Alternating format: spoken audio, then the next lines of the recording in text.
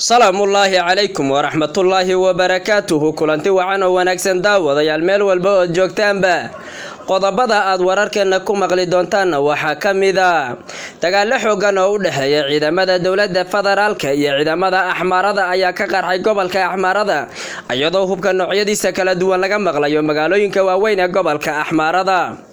sidoo kale dagaal xoogan ayaa waxay ka socdaan magaalada Ibnad iyo Adisiman dagaaladaas oo u dhaxeeya ciidamada TPLF iyo kuwa huwanta dawladda federaalka hogaaminayso kumanaan ka tirsan ciidamada TPLF ayaa waxay ku soo qulqulayaan magaalada Simad ee gobolka Axmaarada iyadoo laga dayrinayo nolosha gobolka Axmaarada qaybihiisa badan ay TPLF ku sugan tahay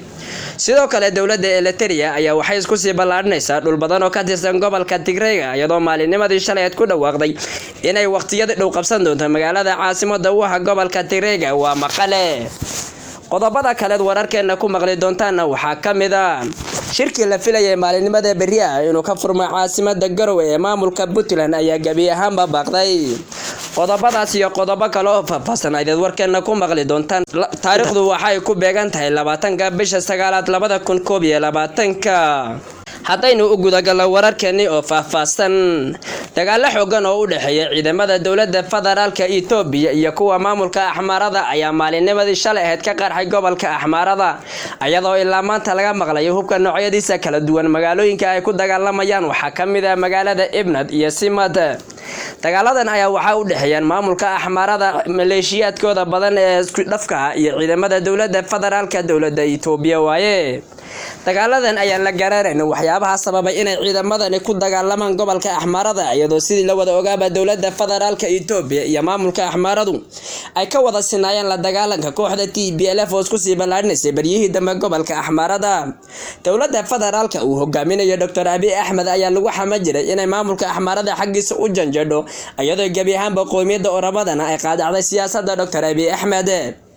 ciidamadan hadda soo dagaalamaya ee dagaalka weyn ee dhexmaray ayaa waxay yihiin maleeshiyaadka Axmaarada iyo dawladda federaalka oo gooniyaha saraakiisha ciidamadaasi kala hogaaminaya ayaa la soo sheegay inuu taliska militariga uu hogaaminayo nin Oromha sida maamulka Axmaarada la soo sheegay ayuuna dhankooda dagaaladan xoogan ee dhexmaraya ayaa ku soo beegmaya waqti ay dawladda federaalka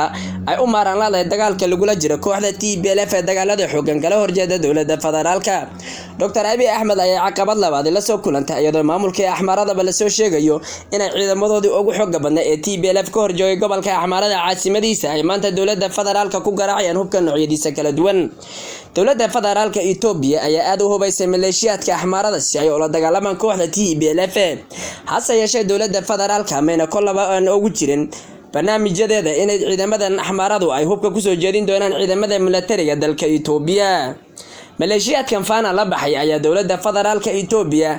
ku tilmaamay inay tahay dawlad dagaalka gobolka Axmaarada ka socota in ayadu horinayso ayna xaq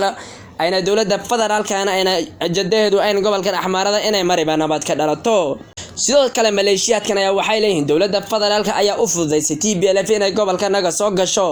iyadoo noo hoosaasisay markii horena gobolka Tigray xoog nagu gelisay dagaal xoogan aan halkaas TPLF ku gaarsiino on gabi ahaanba TPLF cagta marin ay dawladda federaalku heshiisyada ogaan waxay la gashay dawladda shisheeye TPLFna looga soo baxay gobolkeedii TPLF dawladda federaalka Jaanis waxay u siisay ay ku soo gasho gobolka Axmaarada ayna ku xusuuqdo malaayiin gobolka Axmaarada maamulka Axmaarada ayaa waxa uu sheegay uu yaraan 600 oo rag ah inay TPLF kurka qudha ka goysay gobolka Axmaarada ayaa waxa ka socda dagaal xoogan oo u dhaxeeya dawladda federaalka Itoobiya iyo maamulada dawlad deegaanada oo isku dhafa dagaaladaas oo hadda qaatay ugu yaraan 3 bilood dagaaladan xoogan ee ka socda gobolka Axmaarada ayaa maalinba isbedel hor la ka dhacayaan sidoo kale dagaal xoogan ayaa laga soo sheegay magaalada Ibnad iyo Adisiman oo u dhaxeeya ciidamada federaalka huwanta ay hogaaminayaan iyo kooxda TPLF oo dhana kooxda TPLF ayaa dagaal xoogan waxay ka wadaan magaalooyinkaasi iyadoo isku dayaysa inay qabsato wadada weyn oo isku xidha gobolada Axmaarada caasimadahooda dagaaladan xoogan ee ka socda gobolka Axmaarada ayaan la garanayna waqtiga ay soo dhamaanayaan iyadoo TPLF ay ku gortatamayso inay gabi ahaanba dalka Itoobiya qabsato dawladda federaalkana maleeshiyaadka abid ugu badnaa ay ku soo daabulayso gobolka Axmaarada gobolkan Axmaarada oo noqday hooyiga dagaalada Itoobiya ayaan la garanayna goorta ay dagaaladu ka dhamaanayaan iyadoo madaxweynaha Axmaaradu madax xanuun ay ku keentay dagaaladan ka socda gobolka Axmaarada in la garanayna waqti ay dhamaanayaan dagaalada ayaa maalin bas jijid galay maalina TPLF la riixaya maalina dawladda federaalka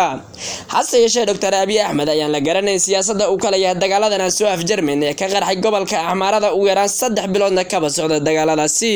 kumanaan ka tirsan ciidamada TPLF ayaa waxay ku soo qulqulayaan magaalada Sikota ee gobolka Axmaarada ciidamada TPLF ee ku soo qulqulaya gobolka Axmaarada ayaa waxa la sheegay inay ka fara badan yihiin ciidamadii hore ka dagaalamaya gobolka Axmaarada ciidanka TPLF lagu soo daabulaya gobolka Axmaarada ayaa waxaad moodaa markii ay arkeen dawladda federaalka awoodaha ay adeegsanaysa iyo maleeshiyaadka tiradooda ay ku soo daabulayso gobolka Axmaarada ayaad moodaa TPLF-na inay iyaduna kaga dayatay dawladda federaalka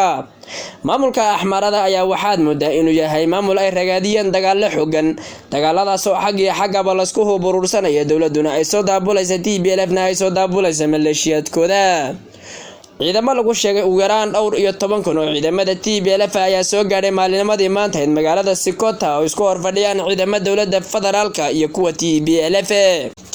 ayaa dagaalkii siyaasadeed waxay soo wareejisay gobolka Axmaarada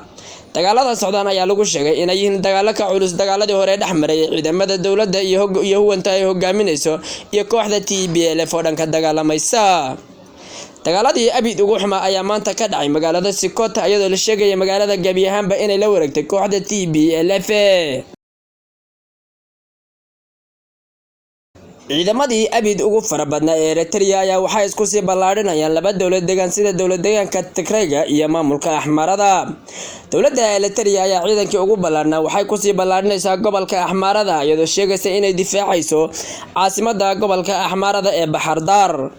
dawladda Eritrea ayaa waxa la soo sheegay inay ciidamadeeda dalka Itoobiya ku daabulaysa maalin bara meel ka dejinayso ayadoo sheegaysa inay badbaadinayso jiritaanka dalka Itoobiya maalinimadii shalayda ee dawladda Eritrea waxay ku anjabtay inay qaban doonto magaalada Maqala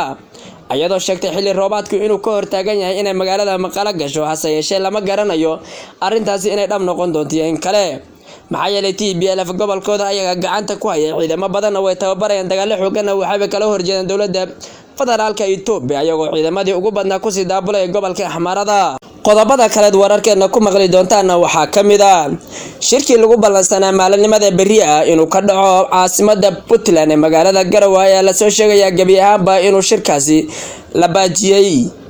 baajinta shirkaasi ayaa la sheegay inuu ka dambeeyay madaxweyne Qorqor oo madaxweynaha maamulka Galmudug asagoo la sheegay ra'iisul wasaaraha Soomaaliya Maxamed Xuseen Roble ugu yaraan laba maalmood ilaa xalay ilaa caawa inuu shir uga socday magaalada Muqdisho